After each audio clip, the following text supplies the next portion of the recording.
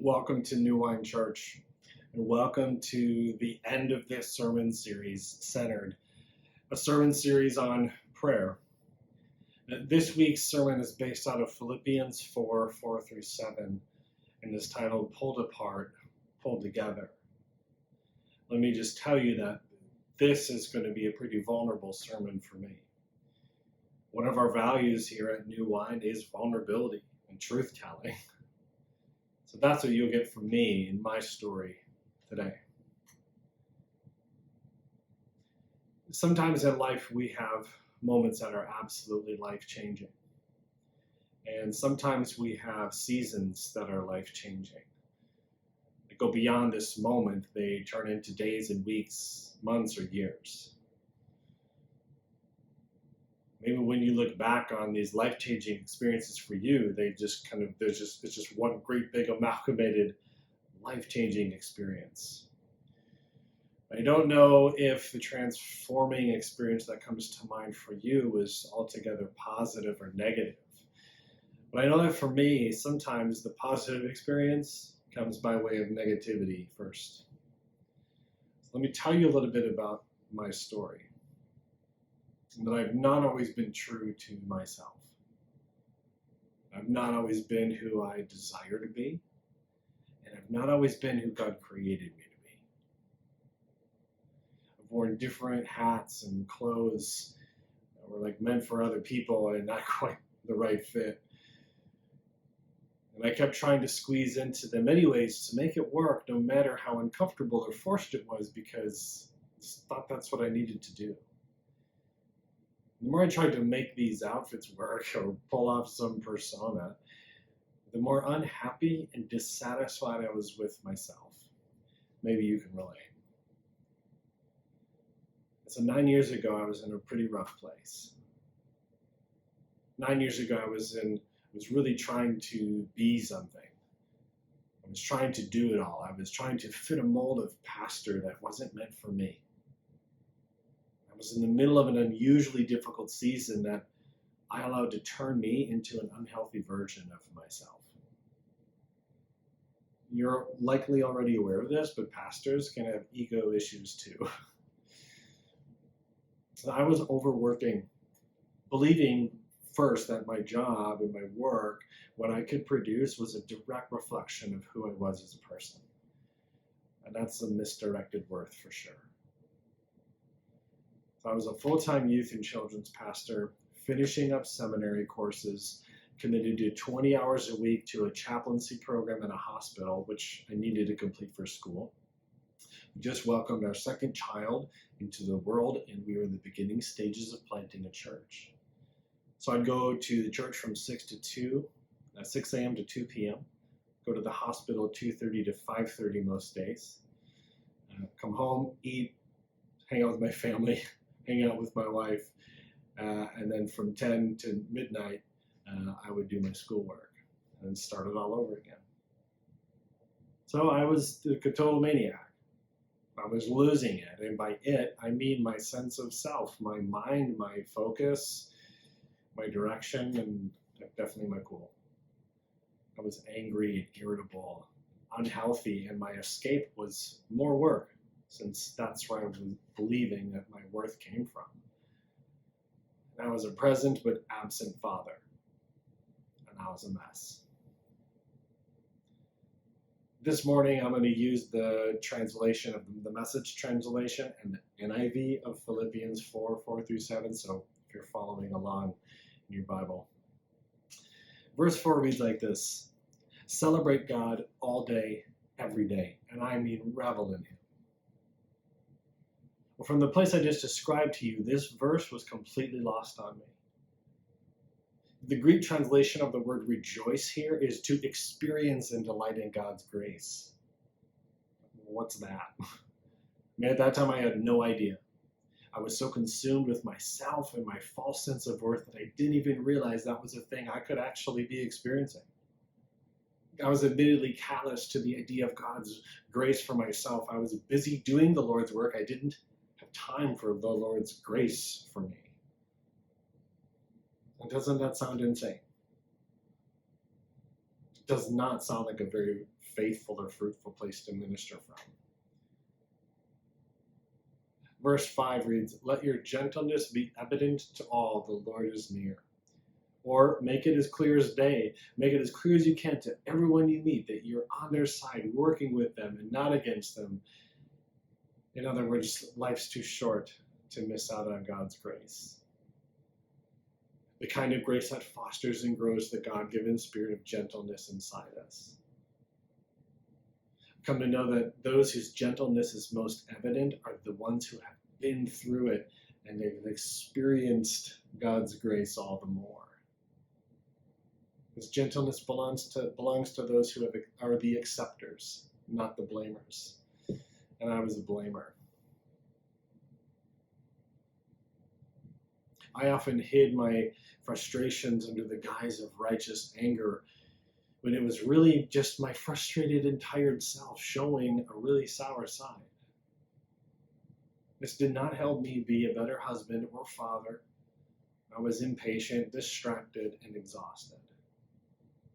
My gentleness was not evident to all, and it was hardly ever evident to the three most important people in my life at that time. My wife, and at the time, our two boys.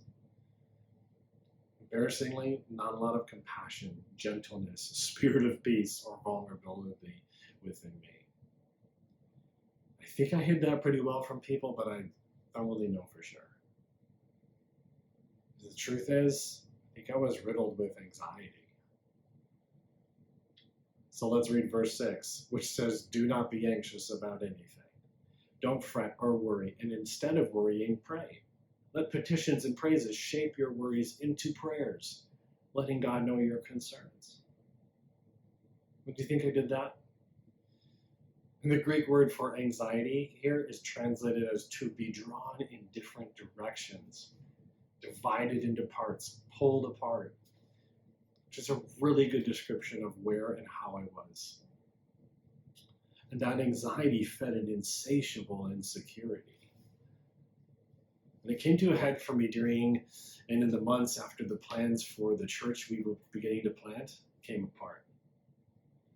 And there were some circumstances surrounding the time and place of the plant that made it clear that we should not be planting a church in that time and place. And we walked away, and I felt like a failure. The decision to walk away felt right, but it was not easy on my ego. I was already feeling pulled apart, and this was like the final thread being pulled out. Looking back, I don't think I would have been that great of a pastor. Definitely not for a new church plant, given the state I was in. And I think God spared me and spared that church that was to be. So as insecurity and anxiety took over, and when insecurity and anxiety are high for me, like any of us, I look for an escape. And there are a couple paths I took. First, I just worried harder and worried more. You know, Jesus says, who can add a minute to their life by worrying more? Well, I thought I'd give it a try. The second path I took was the escape route. Sometimes just getting out and escaping can be good, like getting your mind off something, going for a walk, a run. I like to mountain bike.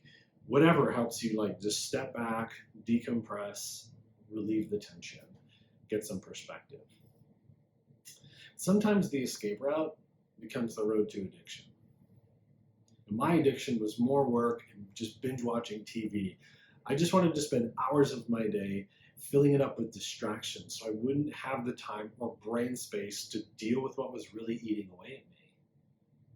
My friend, who happens to be a psychologist, describes addiction like this: looking for God at the wrong address. My soul was so desperate for God, but my heart and my mind were overcome with anxiety to such a high degree that it drowned out my soul's cry for help. And I was just in pieces, pulled apart, cut apart. And it was becoming impossible to try and fit all these ripped up pieces back together again.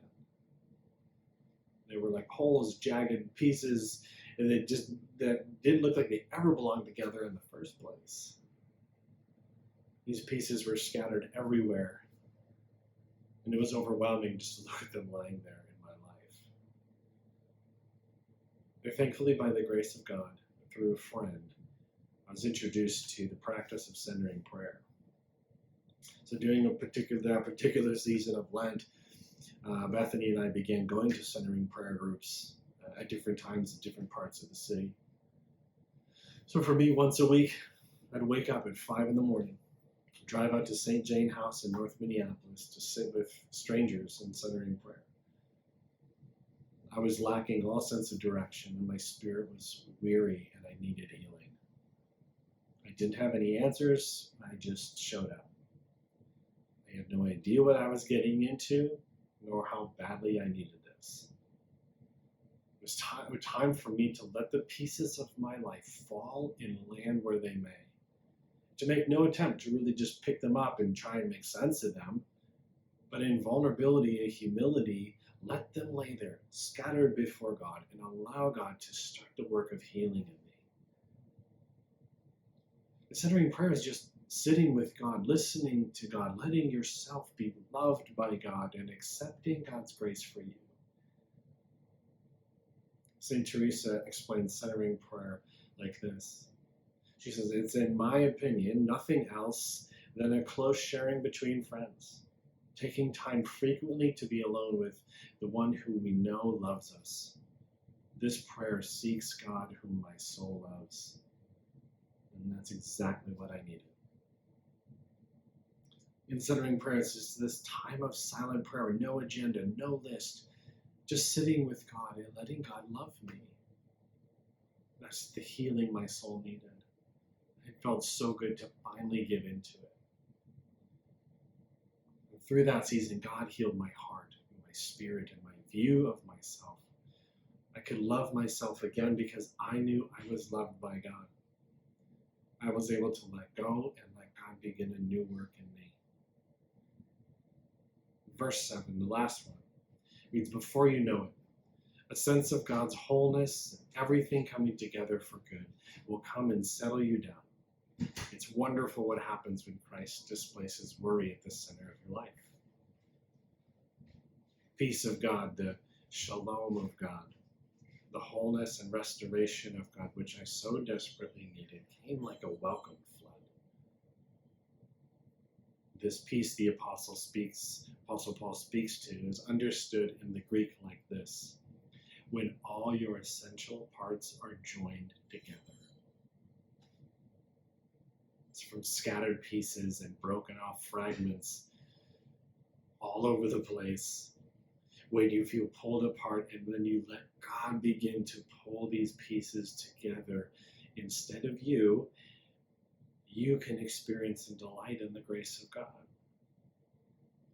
The grace of God that guards our hearts and our minds in Christ, that guards our center, our thoughts, our feelings about ourselves, our souls, our spirits, and bring us to a place of rescue and renewal. The other thing that came from this season of centering prayer was our call to Sweden. And before we headed there, I spent a couple years working outside of formal ministry, which is exactly what I needed. Because I needed to step back, in order to return. There were some things I needed to relearn. I needed a different rhythm and a different pace, and I'd been out of sorts, and I needed to be recentered.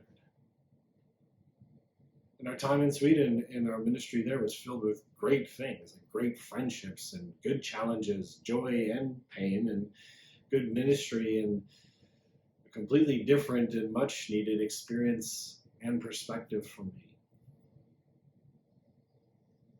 Our call to Sweden was also a call for me to become a better father and a better husband. It was also to become a better pastor. And it was also a call for me to love myself better and live into God's grace for me. Life there was slower, and I became more intentional in the areas of life that mattered most. As much as it was about our joining God in ministry to the village of Sistala, it was also about God ministering to me. God reminded me of who I am and who God made me to be. I could wish it hadn't taken me so long to get out of the place I was in. I'm grateful for the process too. It helped me understand and consciously choose to delight in the grace of God every day. In every moment, I feel this senseless need to earn my worth as a reminder to delight in God's grace. That pulls me together. That's the gift of wholeness, the peace of God at work in me for real. My role is to take responsibility in naming my anxieties and my insecurities, my negative feelings that begin to pull me apart, and to notice them and let them scatter about on the floor, pray in that space, right in the middle of it, be pulled back together. And I don't have to understand all the ways God is at work in me and in and through my faults. I just need to trust that Jesus will continue to guard my heart, my mind, my soul, my center. I'm grateful for this journey, for God's grace for me, and for the grace that will find me